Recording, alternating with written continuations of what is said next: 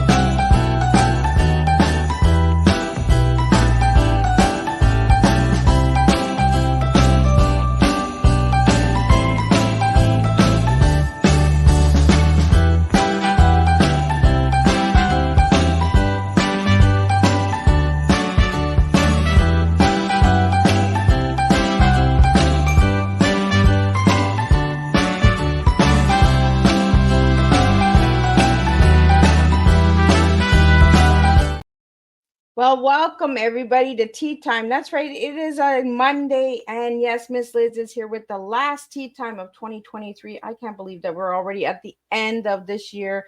And I have the incredible Diane Namm in studio with me. And we're going to be talking about her book and a bunch of other things. So grab your tea, grab your coffee, grab your juice, water. You do not have to drink tea to enjoy Tea Time with Miss Liz.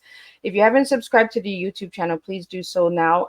We have a reunion show coming up on Thursday where there will be almost 100 guests returning, 18 countries. We're doing it big this year, and we're going to celebrate all of these incredible guests from all different seasons. So season 1, 2, 3, and 4. So Miss Liz is going big this year. And then we'll be joining back in January for the first Tea Time. And that will be going out in the press releases the end of December. So look out for that as well. But a little bit on my guest today and the disclaimer for the last time of 2023. And then we're going to get Diane in here and we're going to have a good different kind of tea today with all of you guys out there.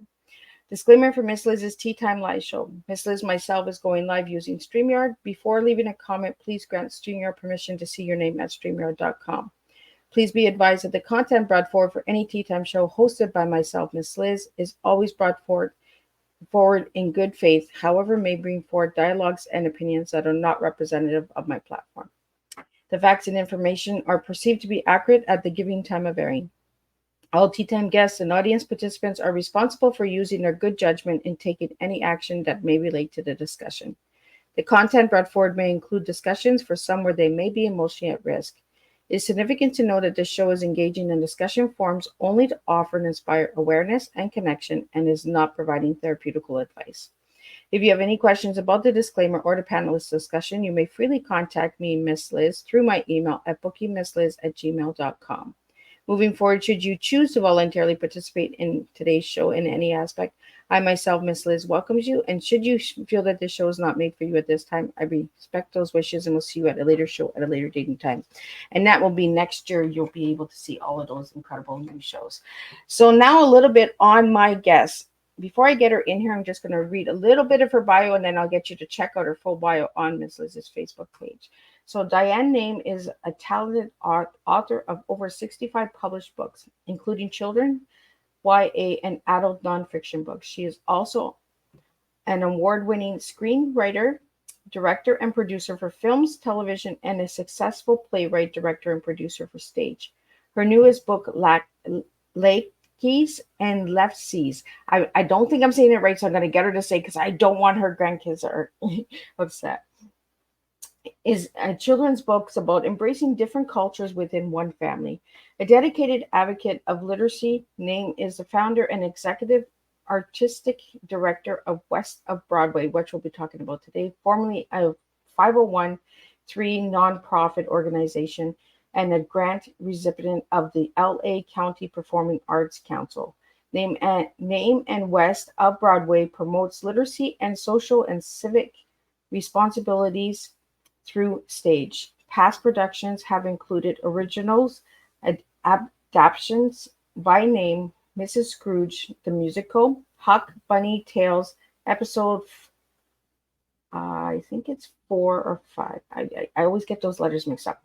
The Bunny Wars, Red Chief, Monster, and classic productions of 12 Angry Jurors and Judgment of at Nuremberg. Names Productions Companies, Ladies of the Canyons, All Media LLC, has developed a number of projects. Film TV projects include Finding Hope, The Sacrifice, Telemalfa, Great American Pigeon Race, We're Always Have Dingle, and Sasa. We're going to talk about all of that. We're going to get her in, and I'm going to grab some tea. So let me get Diane in here. Hi, Diane. And I know I said it wrong, so I'm going to get you to fix it because I don't want those little ones upset with Miss Liz. Hi. Well, thank you for having me here. It's lovely to meet with you, and it's lovely to speak with you. And the name of the book is Latkes and Lefse.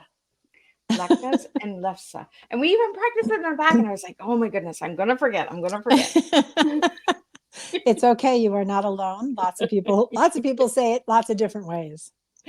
And we don't want the little ones upset, so we're going to make sure that we keep saying it right.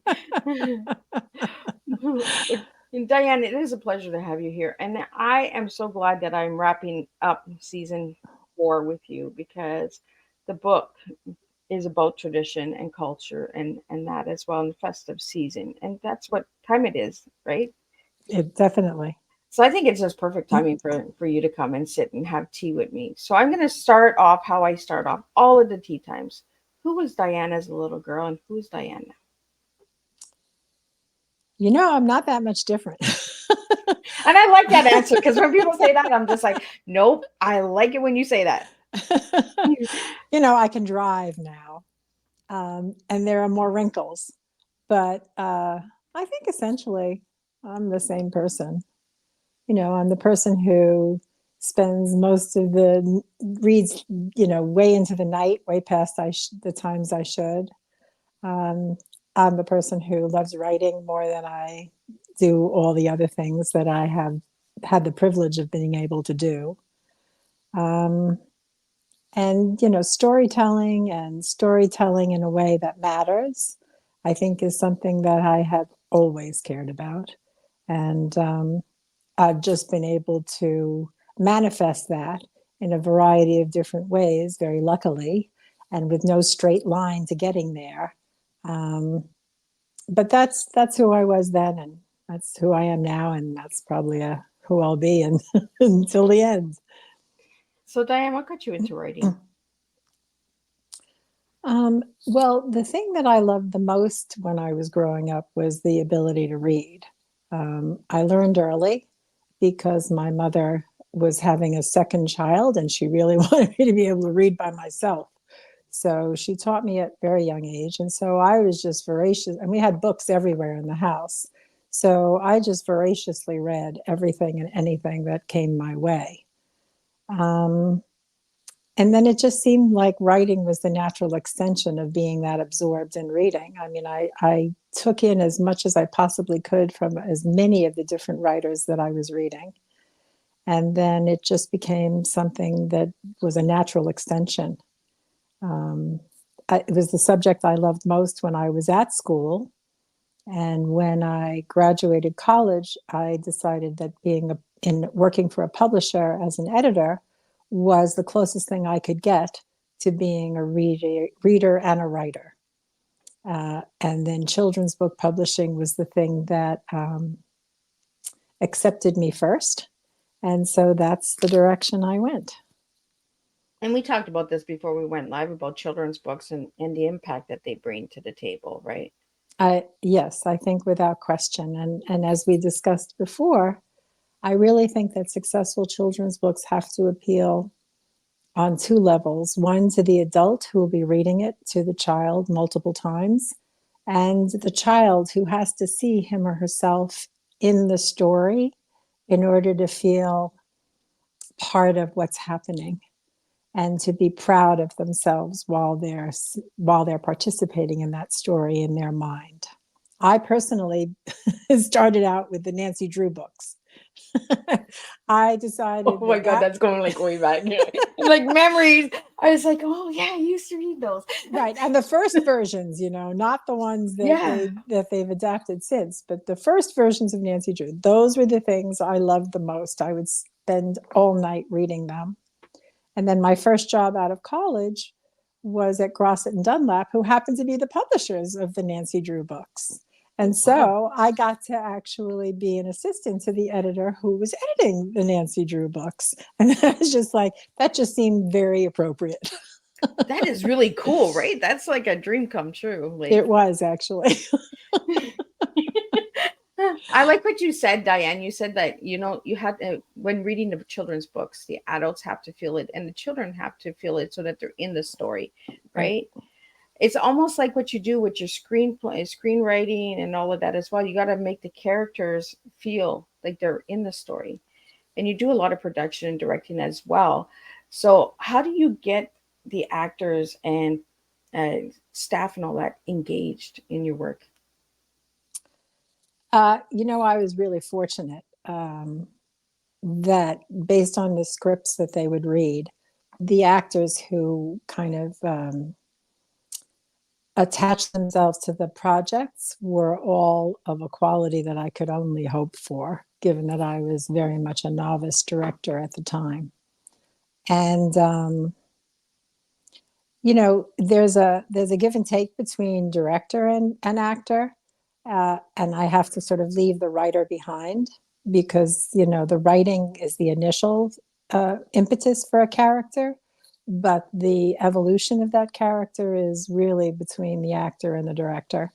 And I was just fortunate enough to have actors at every stage for both the plays and the films who brought something just really multifaceted to each of the characters that I created. And I must say that for the stage plays, the most fun was watching the audiences, because it was mainly children who were in the audience. And because it was interactive, they all get to throw things as part of the show. Oh, so like back in the 50s when they used to throw things and Charlie Chaplin got exactly, but intentionally. For instance, in the Bunny Wars, which is an adaptation of Peter Rabbit, in order to save Peter from the villainous Farmer McGregor, the kids get to throw, and I used to have them made specially, those soft foam vegetables at the farmer so that they could vanquish him. Wow. And the same thing is true in Mrs. Scrooge as well, where they vanquish the ghost of Christmas Future because he's the bad guy, with snowballs, because it's a Christmas Carol adaptation. And so even the adults really like that. But to watch the children's faces as they were absorbed from the first moment of the story until the end when they get to participate as part of the hero, it was really great. I mean, there's just really nothing like it. It's as if I got to sit with the people who read the stories that I write and watch their reaction, which is also really great whenever I get to do that too. I like that you said that, Diane, because when you read a children's book, you're doing that. Oh no, what's next? Who's coming? I know when I read to my granddaughter, I do that. Like I put oh no, let's turn the page. Exactly. It's an adventure each time.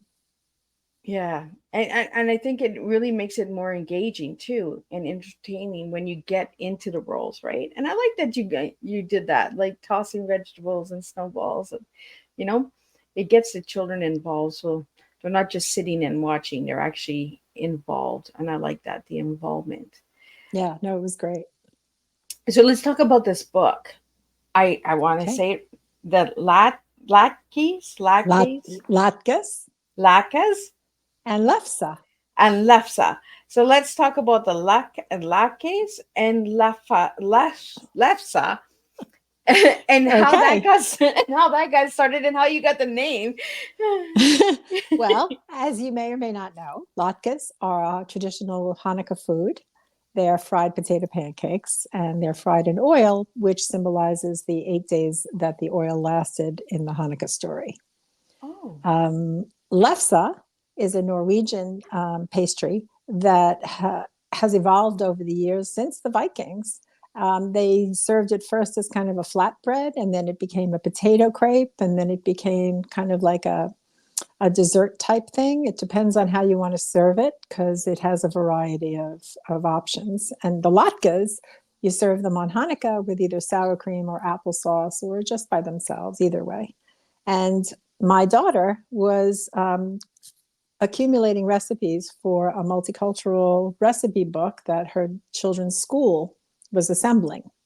And she said, Mom, can I have your latkes recipe? And I'm going to ask my mother-in-law for her lefse recipe. And I said, oh, latkes and lefse, that's a great book title. And then I decided I would write one. So that's really I how like it it. came I like about. when there's a story behind why the titles come, right? And I am so surprised because my grandma's was from Norway. All our heritage is in Norway, and here we are having Norwegian food served. So grandma's in the house, and she's saying like, Absolutely. enjoy this, you know. And I just learned something new. It's almost like a fry bread, Diane. It's I think it started out as a flatbread because it was an easy thing to bake and take with you on trips, journeys and ships and sailing and stuff like that. But the way it evolved is that potato is used instead of flour when you want to make it for holidays. And so it becomes like a thin potato crepe that then you roll up and you serve with butter and sugar, which my grandchildren tell me is the best part. And there are recipes in the book, Latkes in the beginning of the story and Lefse at the end, so that anyone who's interested can make it for themselves if they want to. Oh, that's really cool. You even got a cookbook at the end of this book.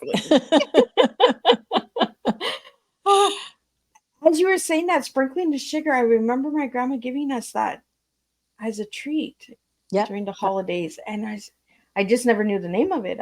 As soon as you were describing it, I was like, oh, that's what that is. So, yep. And and I love when wait people all year for it. right. And I love when people write stories and they bring the heritage back. They bring back recipes from the different lands, Mm-hmm. And I think it's really important that at Christmas time, we get to know different cultures and traditions and stuff like that. How we say Merry Christmas, Happy Holidays, Joy and Noel. We say all of the different kinds of holiday seasons, right? So how do you say Merry Christmas in Norwegian? Do you know? I don't know that. But the whole point of the story is that you celebrate all of us celebrate holidays, and we celebrate them so similarly, not differently. We celebrate them by coming together as families, by making special foods, by creating memories of those special foods and the family gatherings to commemorate the holidays, so that when someone isn't with us any longer, we remember them at that time, and it's an ongoing memory.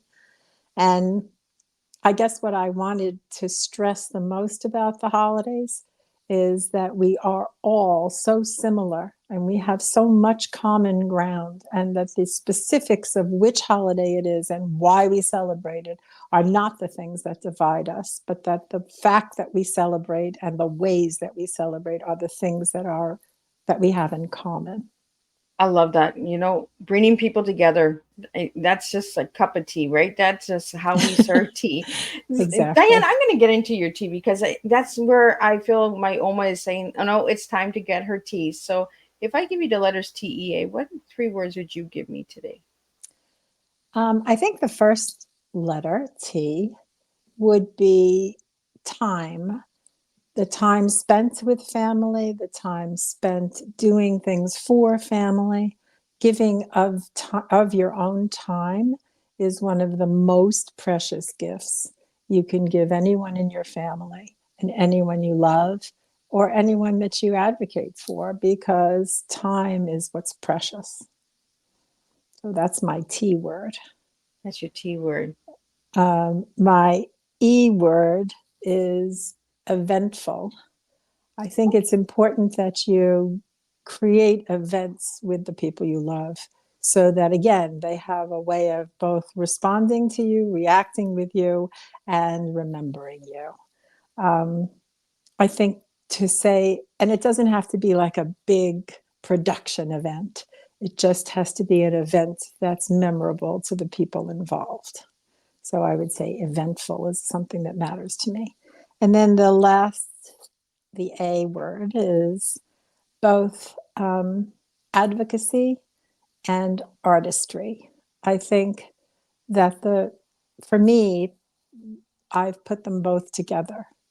Um, I advocate for the things that I think are important, and I use my artistry to do that. It's always mattered to me to tell stories that matter to kids, that matter to adults, that matter to people in trouble. Those are the things that I care about. So that's my TEA. I love it. I love your TV. You know, especially at this time of year, you know, creating events, like you said, it doesn't matter what the big production and all that is, and who has the biggest tree and who does the best cookies and all. You know, it's about just the gathering, bringing people together and just celebrating what you got to learn over the year, and, you know, just seeing Right. people smiling and enjoying together. So was family gatherings a big thing for you growing up, Diane? My grandmother and grandfather lived only a few blocks away, and they spent a lot of time watching us because my mother was working most of the time, as was my father.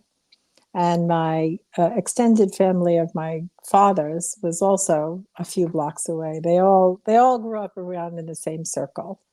And so every weekend and all the holidays was always spent having dinner at someone's house, or usually my grandmother's, but not always, sometimes my aunt's.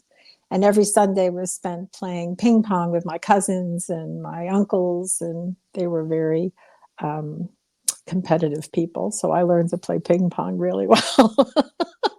um, so yes, I think that I spent a lot of time with extended family, and I think that that's lucky. I think a lot of people don't live near their families, and they don't get to do things like that. Luckily, I feel connected to my grandchildren that way, and to my two grown children. And we are all in enough proximity that we get to see each other fairly often. So that's what I think matters. Uh, you know, it's the gathering, right? We seem to forget about how important gatherings are, and just connecting and having a cup of tea and having a coffee and having that conversation.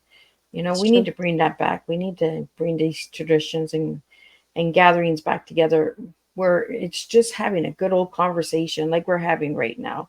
You I know, agree.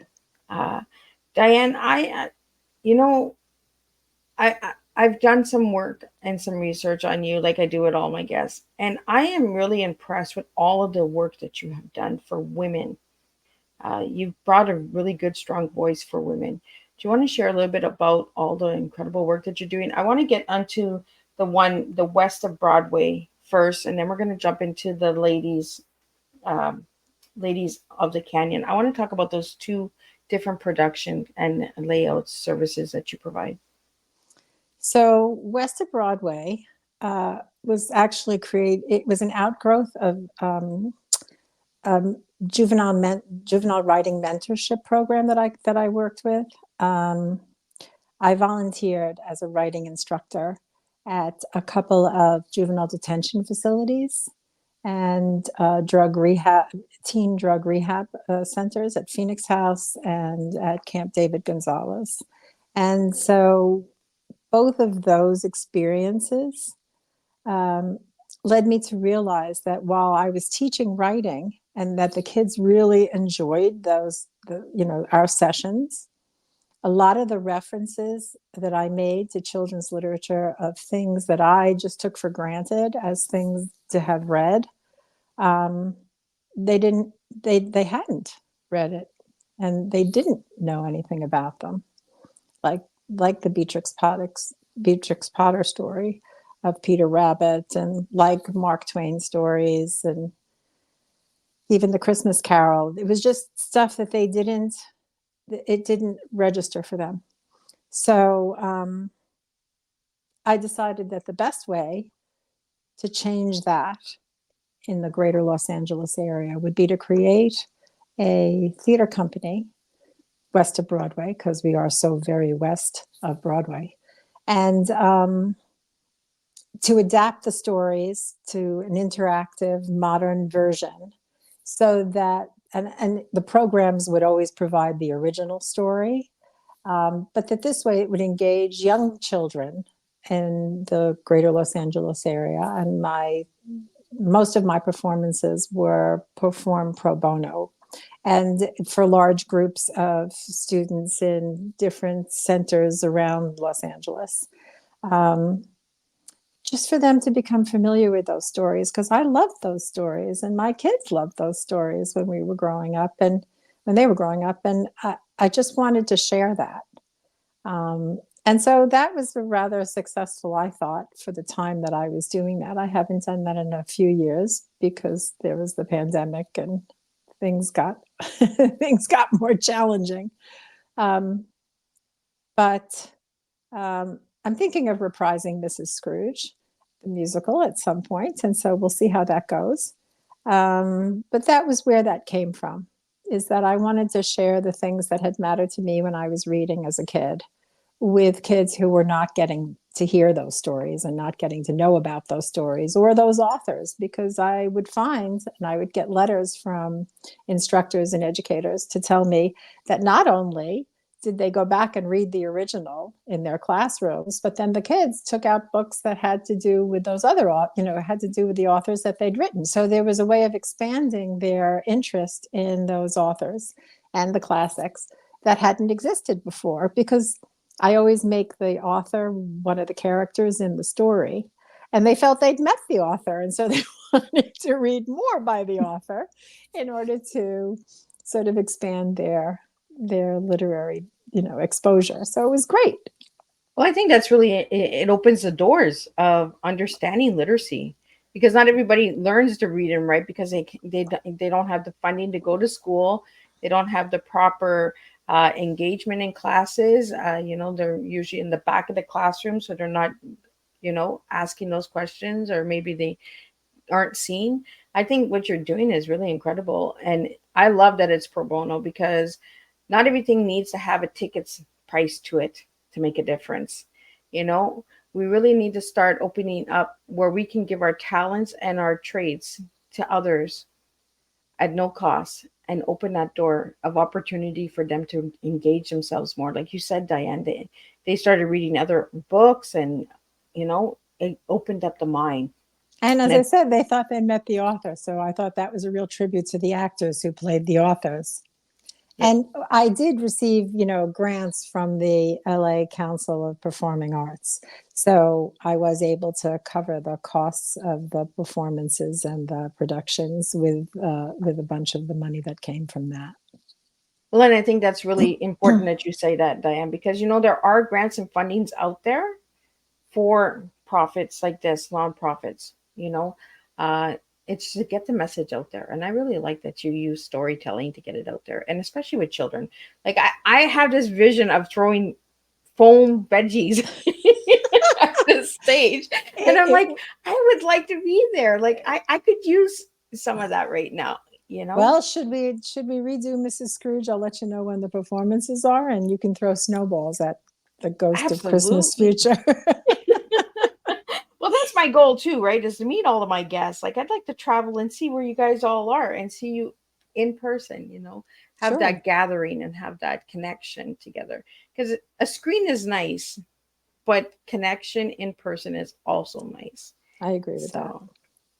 So with this book, Diane, is it in schools? Is it in libraries? Where can they find this book? Well, it's in bookstores. Certainly Barnes & Noble, who has published my other books, has that available. You can buy it through my website at dianenamm.com. You can buy it through BookBaby. and you can also go to, it has its own website because I thought it deserved one. So it's latkesandlefse.com, and you can buy it there. It's it's a really good holiday. It's a good holiday story. It's a feel-good story for the kids. And as I said, it has those recipes, so you can always make them with your children as well. Right? And that's a good time at the holidays, like baking cookies and baking the cakes and breads and all that. It's good communication time as well. Get to know what happened during the year, Yeah. Yeah, so are these recipes like at the end of the book, Diane? Well, I use them one in the front because Latkes comes first and then Lefse comes second. And so it's at the end of the book. And the really great thing about the story is that the arbitrary restriction that the children are given, that they have to bring only one food and only celebrate one holiday for their multicultural dinner, is something that the kids just simply would not tolerate, because that's not how they live their lives. They celebrate lots of things, and they celebrate both of their cultures, and they could not choose and would not choose. It's not a true story, by the way, but I'm just telling you that that's the story. It should be. That's the story I created. And so the fact that the children find a solution that both satisfies the restriction they were given, but expands the holiday celebration and embracing of their two heritages, is, I think, what a lot of children find attractive about the story. I have a friend whose granddaughter has memorized the book, and then she sent me a video of her reading the book by heart. Wow. And she really enjoys it because she really likes the way they figured out how to get around that restriction. I like it that it should be a true story. Like, we shouldn't have to choose. Somebody wants to bring a pie and somebody wants to bring a cake. Bring both. Like, the more the merrier. Well, that was what we decided. So how long did it take you to write this book, Diane? The first draft of a book for children for me always comes all at once. And then I spend months revising it and reworking it. And then once I involve the illustrator, and the editor, because I actually did use one of the editors who had published my books at Sterling Books, became an independent editor. And so she was kind enough to take my project on. And so I worked with her once I'd finished my part, and she and the illustrator worked together, revising things just to make sure that everything worked the way it was supposed to. So to answer your question, which was the long way around, it took a while. I wrote it all at once, and then it took a while to rewrite it and revise it until it became the story it is now.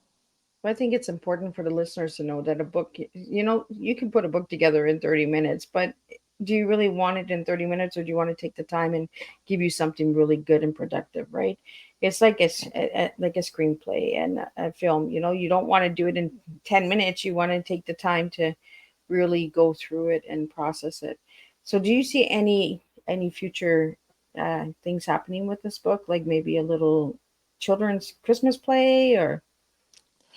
You never know. I mean, I'm certainly not going to say no, but we'll see. I mean, at the moment, I'm just enjoying the fact that it being a holiday book, and it being a book that my grandchildren are still willing to read. I'm enjoying that part of it. Whether anything else comes of it, we'll see. Well, you just never know, right? You never know. I always look forward to these children books, always making little series. I'm just like, no, I want to be able to say, I know who made that. Well, I do think there's something to that. That's for sure. But who knows? As I told you before, I've developed a second book that I'm currently having illustrated, working with yet another really elegant editor. and another really wonderful illustrator. You know, Ali Bryden was the editor on Latkes and Lefse, and Maria Hescher was the illustrator, and they were perfect for that book. It couldn't have been the book it is without them. And I think that my upcoming book has the same sort of team, even though it's different people. And it will be the book that it will become because of their involvement. So I think I'm going to concentrate on just the next book at the moment and see what happens after that. So, Diane, are you working on the next book?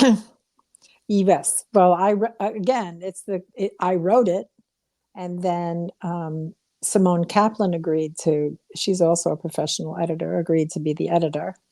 And so she and the art director and the illustrator are working on the sketches right now.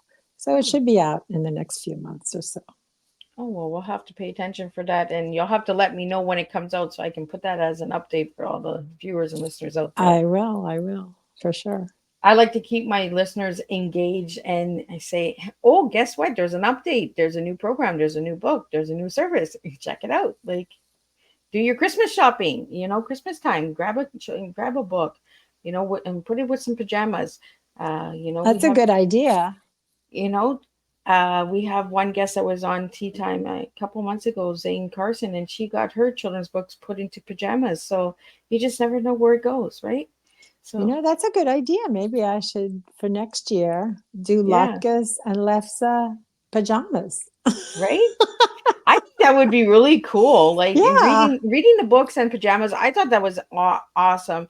And I love connecting, and that's what we're going to be doing on the reunion show, is connecting people. So if you guys have children's books and you want to see what options you can bring your book the next level, right? Sometimes it's not about a series or a movie. It's maybe about pajamas. Maybe it's about a cookbook. No, I love that idea. I think the pajamas idea is fantastic. I think it's cool.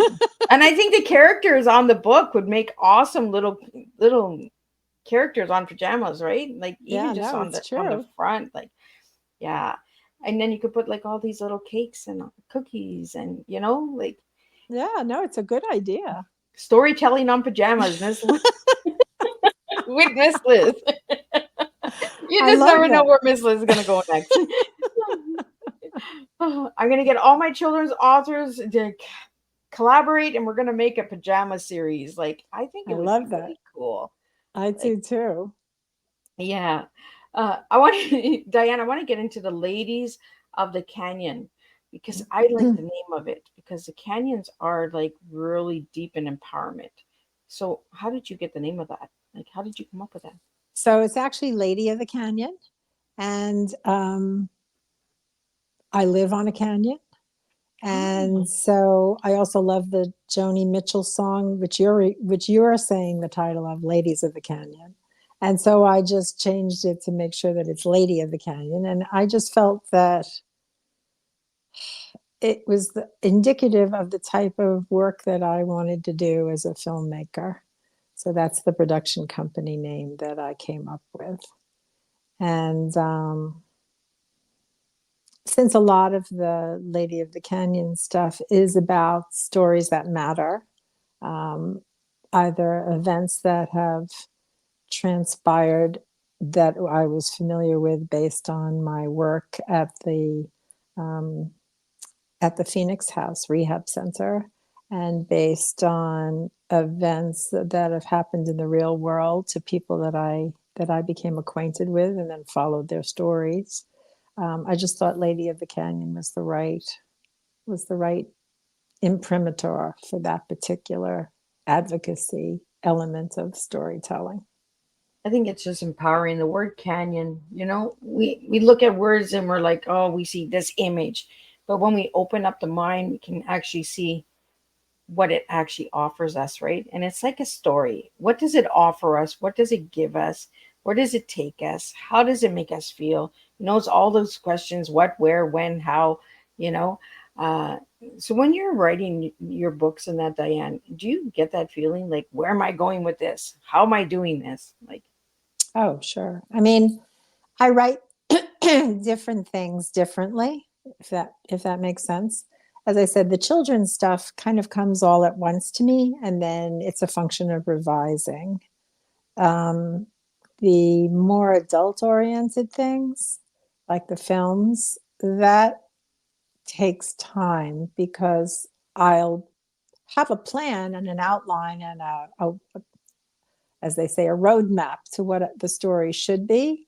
But then, something will happen either in the world or in the story or to a character, or a character sort of becomes more important at the time. And I'll suddenly change direction.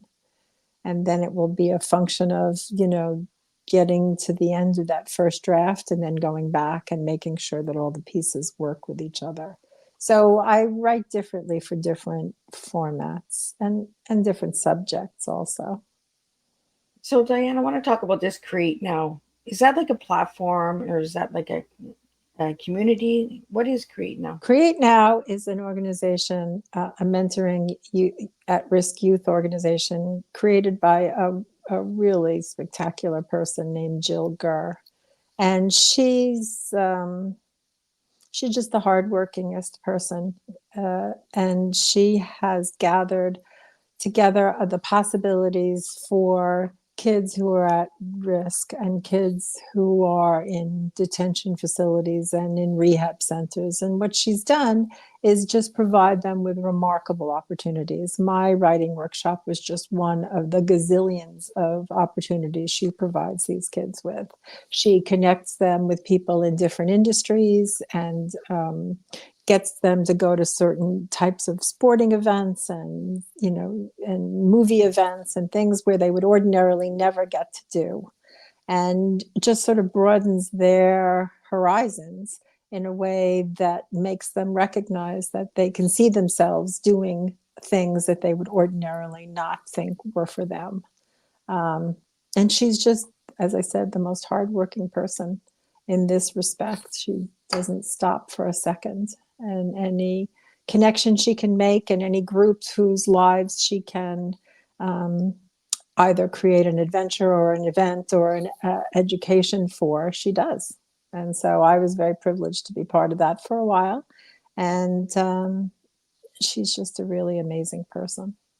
So we have a question here for you, Diane. Is Create Now only in the United States? I think that Jill, it's a United States organization. I think that if Jill had the opportunity to expand it internationally, she might. But it's I'm not aware of any international reach right now, but I don't think that it's out of the question for her. She could do anything. So Diane, do you work a lot with the detention centers and youth rehabs?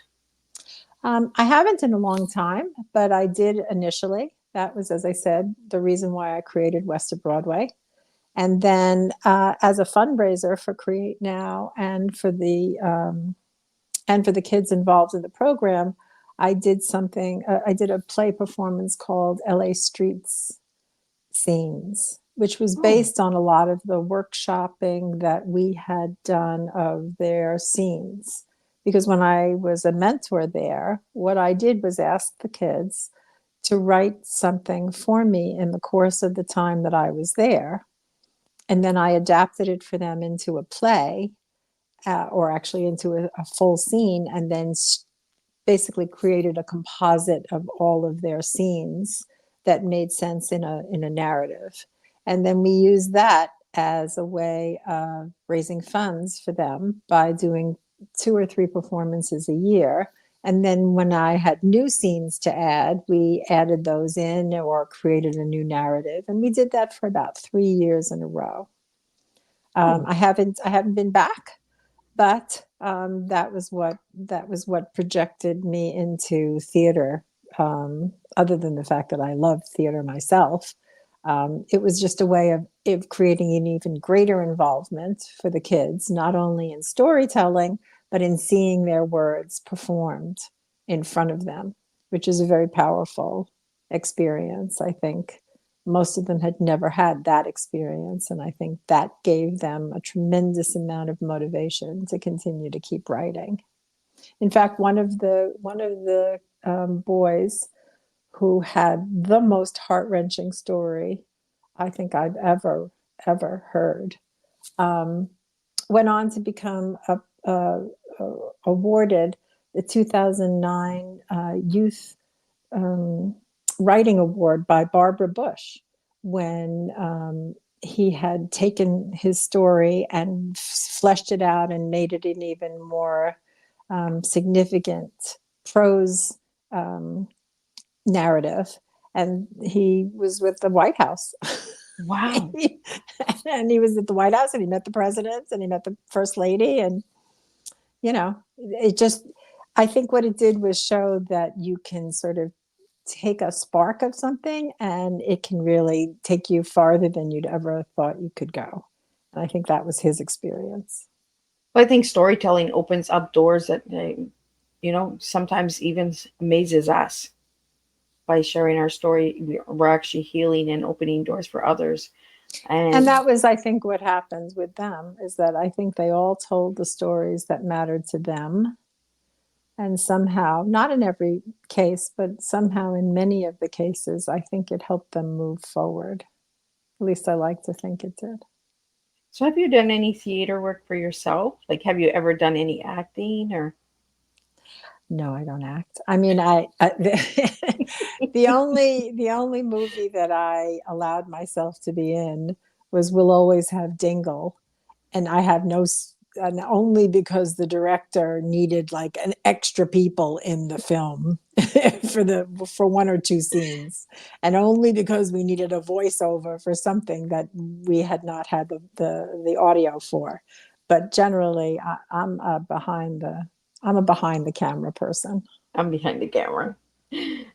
So I had found something online here, and I want to talk to you about it. It was the First Readers Children's Press, spring 2004. What was that about? Were you talking about the readers that are the restricted vocabulary? Is it like Little Bear? And yes, I think so.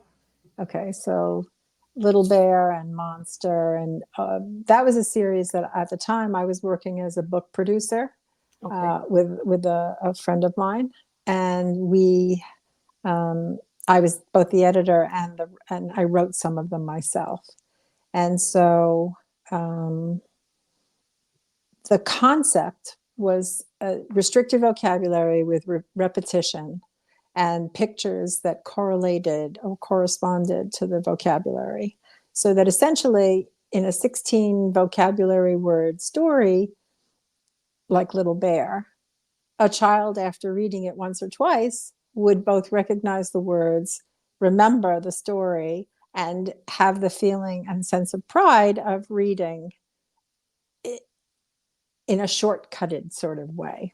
I'm not in any way pretending that that's methodology of teaching reading substitutes for phonics or for sight and memory and anything else. Yeah. But this restricted vocabulary principle was the basis for the series. And then we did several that were 16 words and that were repeated, and others that were 24, and then 32, and then 48. And so it is true that once a child remembered the story and was able to, from the illustration cues, as well as remembering the vocabulary, felt that they had read the book, it just gave them a lot more encouragement to continue to their reading journey. And it could happen in a very young age for children. And I think that was just a way of motivating people to then go on and learn to read for real. Well, I think, Dan, a lot of your books are about repetition, right? Because like you said, the little girl memorized your book and sent you a video. So I didn't expect anyone to memorize Latkes and Lefse. She's just a very smart little girl. So what age group is your books based on, Diane? Well, the most recent one is, I think, ages 4 and up. I think if you can have it read to you, I mean, even 2-year-olds would be able to hear it. But a lot of the books had specific age ranges when they were first readers. So a lot of the Disney series books that I did, a lot of the first readers books that I did, they have age ranges from like 4 to 8, 2 to 6. Just depends on how the publisher wanted to position it for the marketing purposes. So Diane, do you remember what your very first book was? The very first book I read, I'll be honest, I don't remember the first book. I do remember that the books that I remember as first are things like Greek mythology. I just loved those books. And I took out every library book about Greek mythology that I could find when I was a kid, and I was allowed to go to the library. So what was it? So I think my grandparents started taking me to the library, and my mother also, like when I was like 5.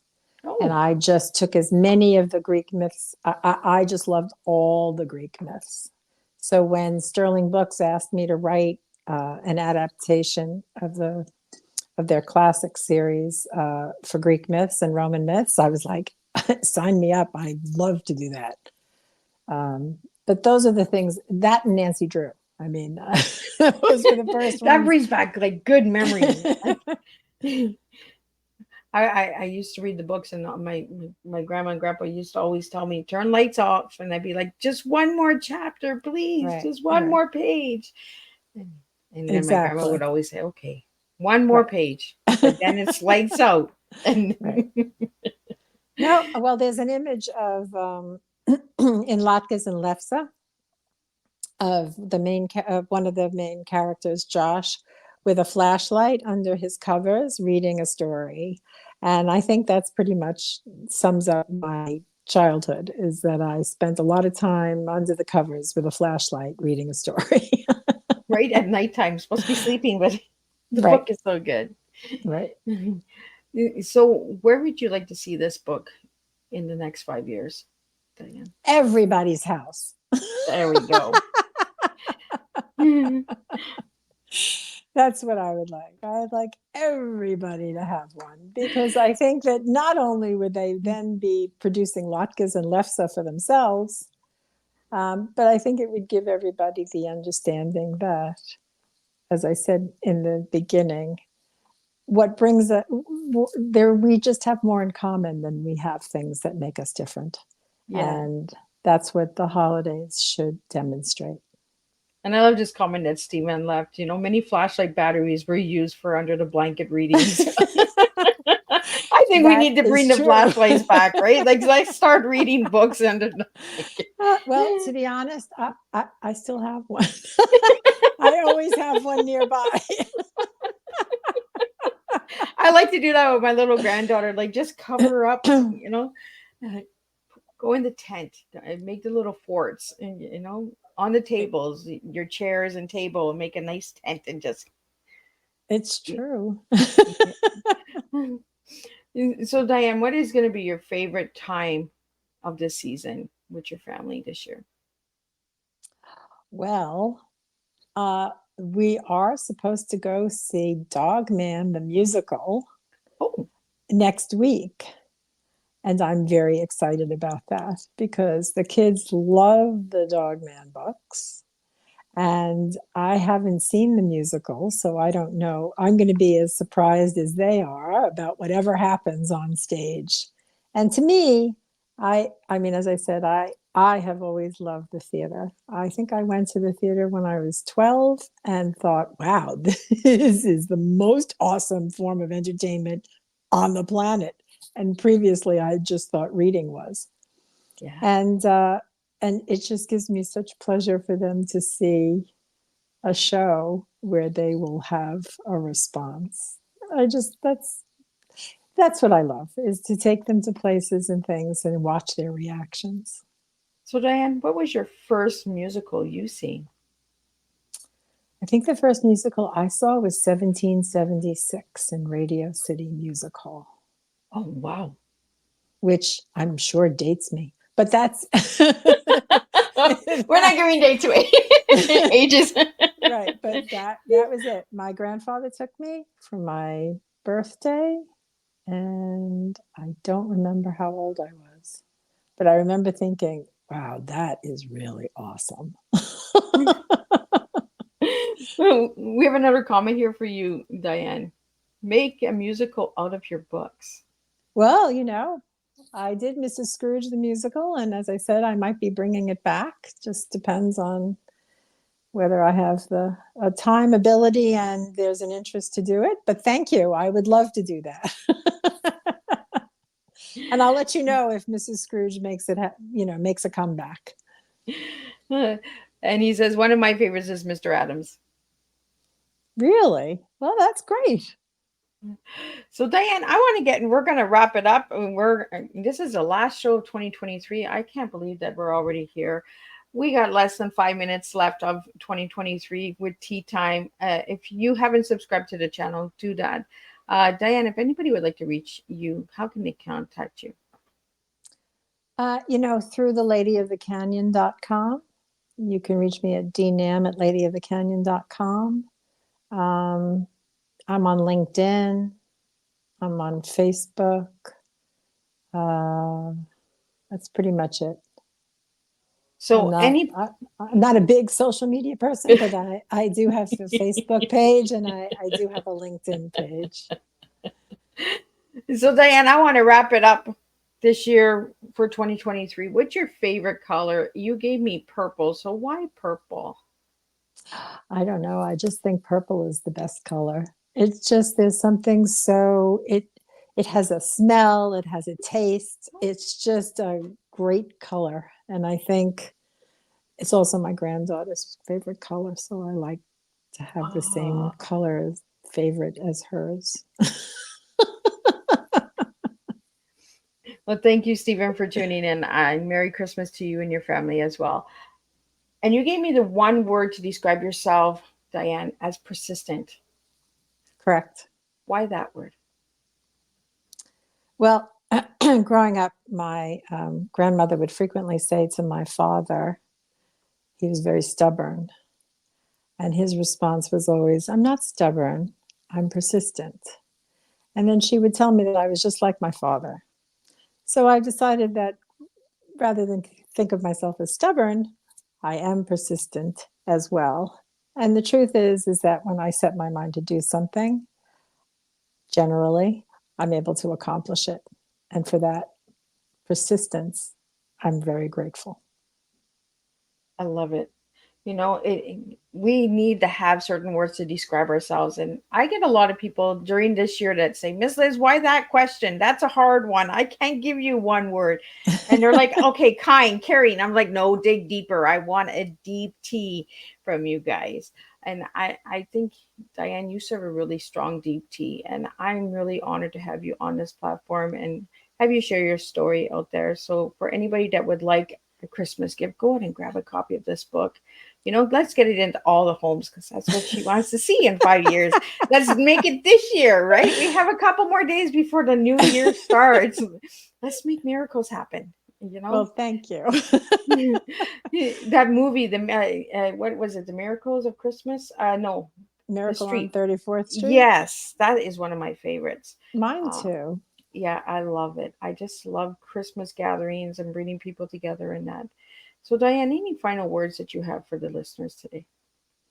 No, I just wish you all happy holidays and a wonderful 2024, a better 2024 for everyone. And I'm very grateful that you've had me on the show, and it was really lovely to meet you. Well, same here. I just love meeting incredible people. And who knows where 2024 might go. We might make some pajamas together, Diane. I think that would be lovely. We'll make some cookbooks, some pajamas. Who knows? We'll even make some hot chocolate with some marshmallows on top. We'll just create an entire industry. Right? We'll just work all together and just make it all well together. It's been a pleasure. And I really am honored to have you close up this year. What better way to close up Tea Time than have somebody that is celebrating the holidays and getting the message out there that it's okay to bring more than just one treat to the table.